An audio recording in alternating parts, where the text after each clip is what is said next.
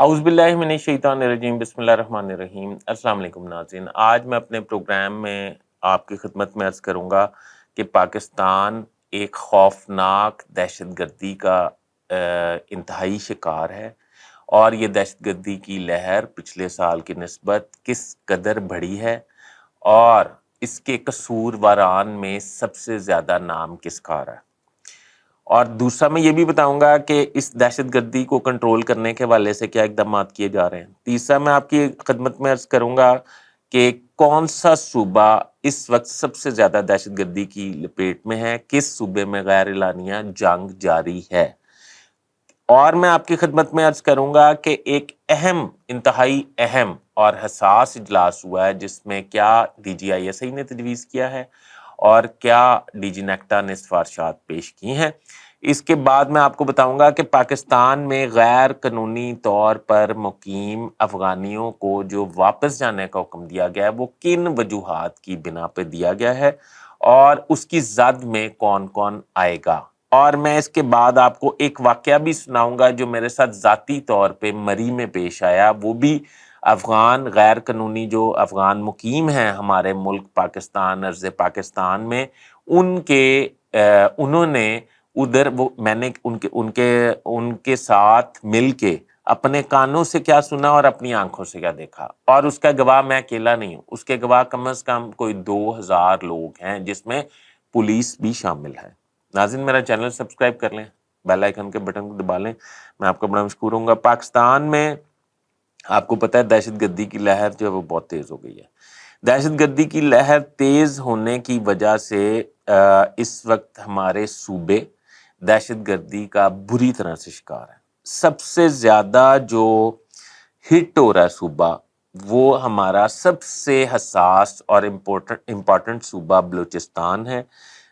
अगर हम जनवरी 22 से जनवरी 23 जो कि आने वाला है, 2-3 माह बाकी हैं, तो जनवरी 22 से 24 जनवरी तक का अंदाज़ा लगाएं तो आप समझ लें तो इस अरसे में दहशतगर्दी इस कदर बढ़ी कि जनवरी 22 के दादोशुमार अगर मैं आपको बताऊं तो 98% पाकिस्तान में दहशतगर्दी की लहर में इजाफा हुआ है, जिसमें से सिर्फ सबसे हसास सूबा बलूचिस्तान 39% इसमें दहशतगर्दी बढ़ गई है। 39% लाइक आप समझें कि अगर पिछले साल में अगर खुदा ना खास्ता 10 दहशतगर्दी के हमले हुए थे, दहशतगर्दों के निशाना बने थे लोग, तो इस दफा 20 यानी कि डबल हो गया, तकरीबन 39%। खैबर पीके में इस वक्त सबसे ज्यादा दहशतगर्दी हो रही है, सबसे ज्यादा। उस खैबर पीके में इस वक्त गैर एलानिया जंग भी जारी है TTP के साथ।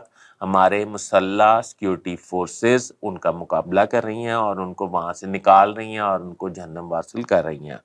उसमें 59% दहशतगर्दी की लहर जो है वो ज्यादा बढ़ी है, यानी कि डबल से भी ज्यादा। अब सिंध की बात करें तो 1.5 सिंध में दहशतगर्दी बढ़ी है। पंजाब अल्लाह का शुक्र है, अल्लाह की रहमत से उन सूबों की निस्बत महफूज हाथों में है या अल्लाह की पनाह में मजीद है कि इसमें दहशतगर्दी की जो रेशो इंक्रीज हुई है वो 0.5% हुई है। तो इस तरह पंजाब जो है वो अभी तक तो बचा हुआ है और इंशाल्लाह ताला आगे भी बचा रहेगा, अल्लाह खैर रखे। और हमारी सिक्योरिटी फोर्सेस के हौसले जवान हैं और आपको पता है कि वो इस पाकिस्तान को की हिफाजत के लिए अपनी जानों के नजराने पेश करते हैं। अच्छा, अब सूरत हाल ये है कि KPK में TTP ने इंतहाई कार्रवाइयाँ शुरू कर रखी हैं। इसका जिक्र कुछ अर्सा पहले सूबाई दारुल हुकूमत में मौलाना फजल रहमान आए थे, वो जर्नलिस्टों से मिले थे, उन्होंने कहा था कि KPK में कोई इलेक्शन, उस वक्त ये धमाके से पहले की बात है जब उनका ये धमाका हुआ था ना उनके जलसे में, वो रेफरेंडम में या कन्वेंशन में, सॉरी, उससे ये पहले की बात है।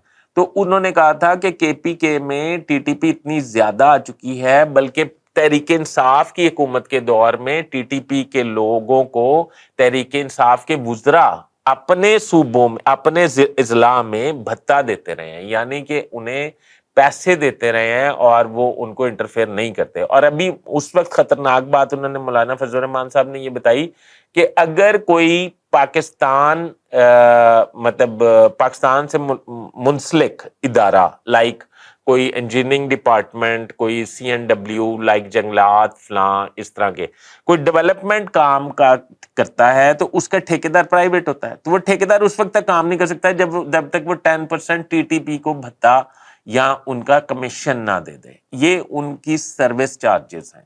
یہ اس حد تک صوبہ متاثر ہے اور ہماری سیکیورٹی فورسز اس کو صاف کرنے کی کوشش کر رہی ہیں. اللہ تعالیٰ انہیں کامیاب کرے گا.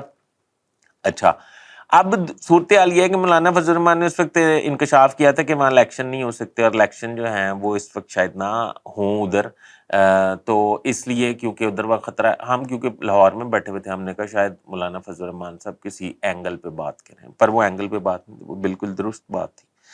اچھا جی, اب یہ صورتحال یہ ہے کہ اب ہم بات کریں گے افغانستان پہ. افغانستان کی TTP ہمارے سیکیورٹی فورسز کے سربراہ, ہمارے وزیر اعظم, یہ بھی اور پچھلے بھی, میں کسی کو بلا تفریق بات کر رہا ہوں. پچھلوں کی میں تھوڑی سی بات اس لیے نہیں کرتا کہ میں سمجھتا ہوں کہ اس میں کچھ اداروں کے سربراہ قصورواران ہیں TTP کو ادھر دعوت دینے کے اور ان کے کرمنلز کو جیلوں سے رہا کرنے کے. میں ان کو سمجھتا ہوں, بالکل سمجھتا ہوں, آپ کو بھی پتا ہے. اچھا, یہ اب کوشش یہ کر رہے ہیں کہ یہ طالبان سے درخواست کرتے ہیں, ان کی حکومت کو درخواست پیش کرتے ہیں کہ دیکھیں یہ TTP ادھر پاکستان میں کاروائی کرتی ہے اور بارڈر کراس کر کے افغانستان میں چلی جاتی ہے. اگر یہ پاکستان میں رہے تو ہم اس کا کلا کما کر لیں گے, اس کی جہنم واصل کر دیں گے, اس کا تہس نہس کر دیں گے. پر وہ جو ہے وہ طالبان کہتے ہیں جی کہ وہ ادھر آتے ہی نہیں ہے. اچھا, پھر طالبان نے, چائنا بیچ میں آ گیا, چائنا نے بیچ میں بیٹھ کے مذاکرات کرائے, تو طالبان نے ہمارے سے کمٹ کیا پاکستان سے کہ اب TTP جب بارڈرز پہ آئے گی آپ کی طرف سے کراس کر کے ہم بھی اسے ماریں گے. پر ایسا نہیں ہوا. ملک میں دہشت گردی ہوئی, بڑھی, یہ بارڈر کراس کر کے گئے, ایسا نہیں ہوا. پھر ان سے درخواست کی گئی سفارتی طور پر, تو انہوں نے کہا کہ اب ہم نے بارڈر سے پرے دھکیل دیا TTP کو, یعنی کہ افغانستان کے اندر چلی گئی, اب آپ کو کوئی خطرہ نہیں. یہ بھی بات بالکل غلط تھی. اب ان ساری صورتحال کو اتنی غلط بیانی اور ملک کی سٹیک اتنی مطلب زیادہ تھی اور ملک کے جانی نقصان اتنے زیادہ ہو رہے تھے, مالی نقصان اتنے زیادہ ہو رہے تھے, دہشت گردی کی لہر اتنی تیزی سے بڑھ رہی تھی. پھر اس میں سپہ سالار کو اور نگران وزیر اعظم کو بیٹھ کے اور پچھلے وزیر اعظم جو شہباز شریف صاحب تھے, انہوں نے آپس میں ڈیسائیڈ کیا کہ ہم طالبان کے حوالے سے کچھ نہ کچھ کریں تاکہ ہم اپنے آپ کو اور اپنی عوام کو اور اپنے ملک کو تو سیف کریں. انہوں نے اب جو افغانی پاکستان میں آئے ہوئے ہیں وہ 4 قسم کے ہیں. سب سے پہلے آپ دیکھ لیں کہ افغانی مہاجرین ہیں جو UN میں رجسٹرڈ ہیں اور یہ 2007 مشرف دور میں پاکستان آئے تھے اور یہ UN میں رجسٹرڈ ہیں. ان کو میرا خیال کوئی پرابلم نہیں ہوگی. اچھا, 2016 میں ملا منصور جو ہے وہ افغانستان میں مارا گیا تو اس کے پاس پاکستان کا ID کارڈ ملا تھا اور اس کے پاس نیشنلٹی تھی, پاکستان کا پاسپورٹ تھا. اس وقت بھی بڑا لمحہ فکریہ ہوا. اب اس کے بعد جو افغان مہاجرین آئے وہ 22 لاکھ افغان مہاجرین آئے. اب طالبان نے جب قبضہ کر لیا حکومت پہ افغانستان پہ تو 8 لاکھ خاندان پاکستان پہنچ گئے جو طالبان کے ساتھ نہیں رہ سکتے تھے. اب یہ سارے جو ہیں ان میں سے, اچھا یہ تو وہ لوگ ہیں جن کی اعداد و شمار ہمارے پاس ہے, اس میں سے لاکھوں افغانی ایسے ہیں جو پاکستان میں کسی قسم اور کسی طرح سے رجسٹرڈ نہیں ہے, نہ وہ ٹیکس پیئر ہیں, نہ ان کے پاس کوئی کاغذ پتر ہے, نہ ہی وہ پاکستان کے قانون کو مانتے ہیں. وہ صرف ادھر بزنس کرتے ہیں, وہ صرف ادھر لوٹ مار کرتے ہیں اور صرف ان کو دعوت عام دیتے ہیں. وہ جو دہشت گرد ہیں نا ادھر, ان کو دعوت عام دیتے ہیں اور انہیں سپورٹ بھی کرتے ہیں. کچھ تو میں سمجھتا ہوں کہ را کی بھی بیکنگ کرتے ہیں, یعنی کہ را کے بھی فرنٹ مین کے طور پہ ادھر استعمال ہوتے ہیں. اب اتنا کھلا دل اور اتنا کھلا ذہن پاکستان کا ہے کہ وہ پاکستان نے سال ہر سال برداشت کیا اور ان پہ آنچ نہیں آنے دی، گزن نہیں آنے دی. انہیں تقریباً پاکستانی شہری کے برابر ہی حقوق مل رہے ہیں. انہیں کوئی پوچھ گچھ نہیں ہو رہی. انہیں کوئی تھرڈ کلاس یا تھرڈ ڈگری کا شہری ہونے کا کوئی سرٹیفکیٹ نہیں ملا ہوا. وہ بھی ایکول ہے، کیونکہ آپ کو پتا ہے کہ پاکستانی جو ہیں وہ مہمان کو ویسے ہی مدعو کرتے ہیں اور ویلکم کرتے ہیں، اس کا استقبال کرتے ہیں، اس کو خوش آمدید کہتے ہیں. تو اس لیے پاکستان کا دل بھی کھلا ہے. پر پاکستان اب بہت لاچار ہو گیا. پاکستان جو ہے وہ اب دہشت گردی کی لہر سے دوچار ہو گیا. پاکستان اب معیشت سے تباہ ہو گیا. ہاں، پاکستان سے چیزیں خرید کے ڈالر، یعنی کہ ڈالر لے کے افغانستان سمگل کرتے ہیں، ادھر بزنس کرتے ہیں، پیسہ ادھر بھیج دیتے ہیں. اب یہ اگر لائک ہم نیئر اباؤٹ ایگزیکٹ نہیں بتا رہا 50 لاکھ افغانی ہیں، تو وہ 50 لاکھ افغانی بزنس مین ہیں، تو وہ بزنس کرتے ہیں. جب ان میں کرمنل افغانی بھی ہیں، وہ مٹھی بھر ہوں گے. اچھا، تو وہ بزنس کرتے ہیں، تو وہ اگر وہ کرمنل بھی ہیں تو وہ بھی بزنس ہی ہے نا، وہ اس سے بھی پیسہ کماتے ہیں. تو وہ ادھر سے ڈالر لے کے افغانستان سمگل کر دیتے ہیں. تو پاکستان کا تو برا ہی حال ہے نا. آخرکار ان کا گھر تو وہی ہے، افغانستان. تو پاکستان کا وہ اتنا برا استعمال کر رہے ہیں، تو میرے خیال میں ان کا جانا بنتا ہے. اچھا، اب ہوا یہ کہ کچھ دن پہلے دیکھیں کیسی خوبصورت مارکا کیا ہے، یعنی کہ خوبصورت دیدہ دلیری کہنا چاہیے، خوبصورت نہیں کہنا چاہیے. یعنی کہ وہ کہنا چاہیے یہی کہنا چاہیے بغیرتی کی آخری حد، یہ کہنا چاہیے. میں خوبصورت اس لیے کہہ رہا تھا، دل میں میرے یہی ورڈ تھا، پر میں سوچ رہا تھا آکورڈ سا ورڈ ہے، بولوں یا نہیں. نورستان افغانستان کا ایک صوبہ ہے. نورستان اور گلگت بلتستان کا کچھ بارڈر آپس میں ملتا ہے. نورستان سے ایک مسلح جتھا گلگت بلتستان میں پہاڑ سے داخل ہوتا ہے اور وہاں کے ایک چھوٹے سے گاؤں کو یرغمال بنا لیتے ہیں، اور وہاں پہ یرغمال بنا کے تو وہ اپنے جھنڈے لہرانے شروع کر دیتے ہیں. اب اچانک یہ حملہ جو ہے یہ بڑا مطلب ناپسندیدہ تھا اور بالکل بھی قابل معافی نہیں تھا. انہیں جوتیاں شتیاں مار کے مار مور کے تو بگا تو دیا اور کوئی مار دیے اور وہ قبضہ چھڑا لیا ہماری فورسز نے. پر اس وقت پھر انہیں یہ سوچنا پڑ گیا کہ یہ تو باز ہی نہیں آ رہے. یہ روز بروز جتنا ہم ان کو ریکویسٹ کر رہے ہیں، یہ ہمارے سر پہ چڑھی جا رہے ہیں. اب ان کو مزہ چکھانا ہے. مزہ کیا چکھانا ہے کہ ان کو کم از کم یہی ہم نے اپنا رائٹ استعمال کرنا نا کہ بھائی ہمارے ملک سے نکلو، چلو ہمارا ملک بھی تباہ کرتے ہو، کھاتے بھی ہو اور گھورتے بھی ہو. وہ مثال آپ نے سن رکھی ہوگی. اچھا، اب یہ وجہ ہے ایک تو ان کو بھیجنے کی. دوسری وجہ، ان سرحدوں پہ لوگ اب آہستہ آہستہ یہ باتیں یہی پھیلا رہے ہیں، ان کا میڈیا پھیلا رہا ہے کہ جب وہ سارے افغانی جو ہیں وہ واپس آ جائیں گے تو ان کی سرحدیں جو ہیں بڑی غیر محفوظ ہو جائیں گی پاکستان کی، اور ٹی ٹی پی پھر بھرپور کاروائی کرے گی. تو پہلے بھی کر رہی تھی اپنی حیثیت کے مطابق کاروائی. پہلے کیڑی سن سپیئر کر رہی تھی، پہلے کون سی معافی دے رہی تھی. اب تو وہ کھل کے ماریں گے. اب وہ آئیں گے تو پتہ لگے گا نا.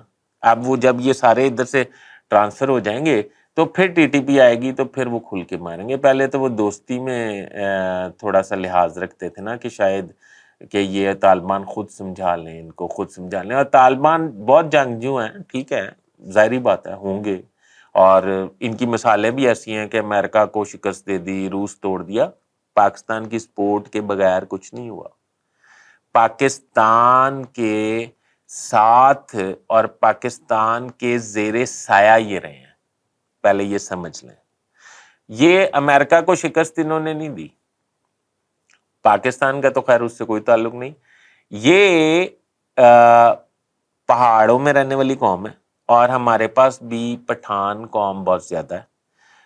روس کو جو شکست دی تھی وہ آپ کو پتہ ہے کہ پاکستان اس میں شامل تھا. اور امریکہ والی جو ہے وہ ان جگہوں کے عادی نہیں تھے، یہ پتھریلے علاقوں کے، غاروں کے، پتھروں کے اور رڑے میدان کے وہ عادی نہیں تھے. ان کو ادھر کا موسم جو ہے وہ ہی نہیں سوٹ کرتا تھا، ایٹماسفیئر ہی نہیں سوٹ کرتا تھا نیٹو کو، ٹھیک ہے نا. تو بہرحال کہنے کا مقصد یہ ہے کہ بات کسی اور طرف نکل جائے گی.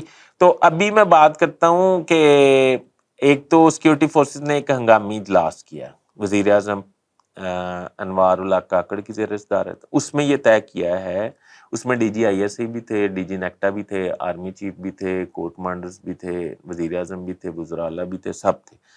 تو اس میں انہوں نے کہا ہے، بڑی اچھی ریکمنڈیشنز دی ہیں.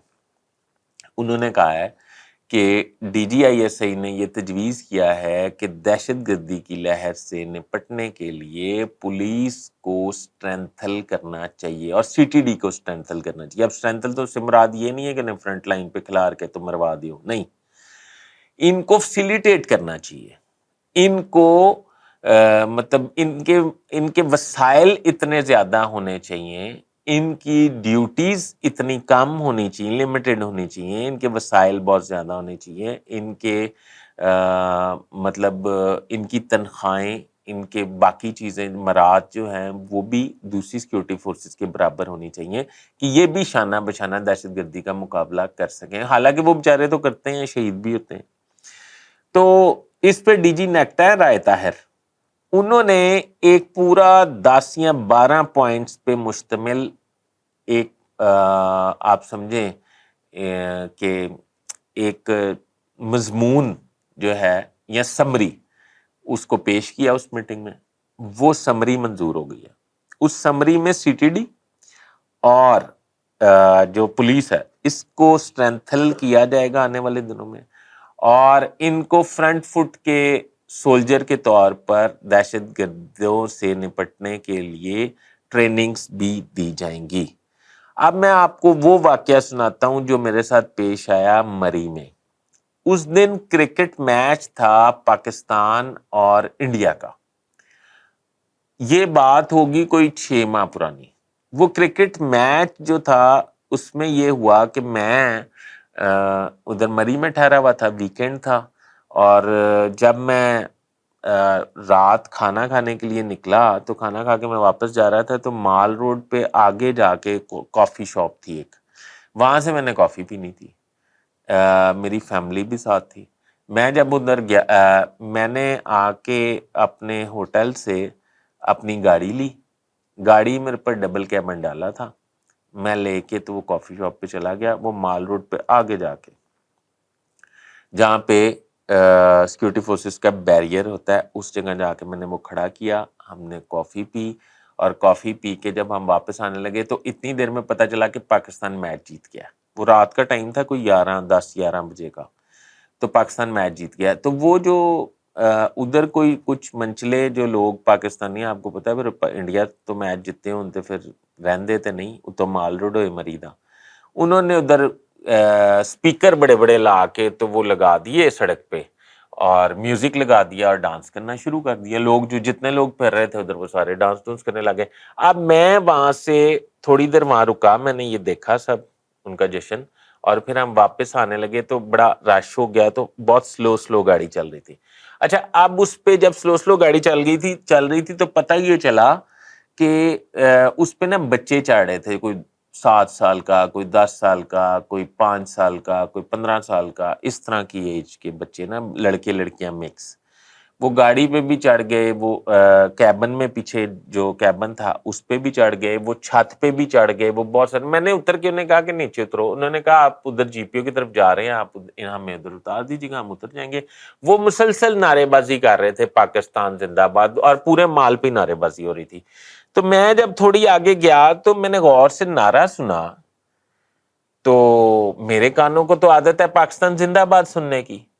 وہ 1-2 بچے 3 بچے نعرہ لگاتے تھے پاکستان، کیونکہ پورا مال روڈ لگا رہا تھا پاکستان زندہ باد، تو وہ نعرہ لگاتے تھے تو باقی لگاتے تھے مرد آباد.